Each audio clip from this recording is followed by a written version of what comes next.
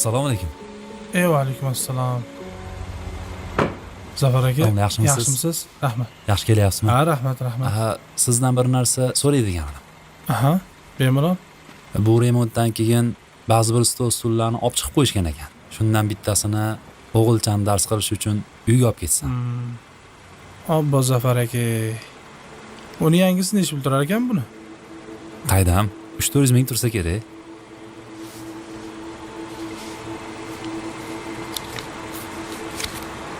Mana sizga 600 ming. Yangisidan, yaxshisidan oling. O'g'lingiz xursand bo'ladi. Men Zafar aka, siz ham bir narsani tushuning.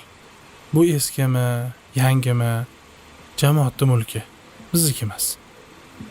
Shunga o'zimni yonimdan beryapman. Xursandman, roziman. Shuni bemalol ishlatavering. Endi jamiyat haqqiga rioya qilmasak bo'lmaydi aka. Bo'lmasa o'zimiz qiynalib qolamiz ertaga. xo'p bo'ladi domla. Meni to'g'ri tushundingiz a? Rahmat domla. Sog' bo'ling. Rahmat. Siz bemalol.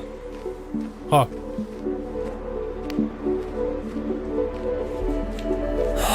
Xayriyat.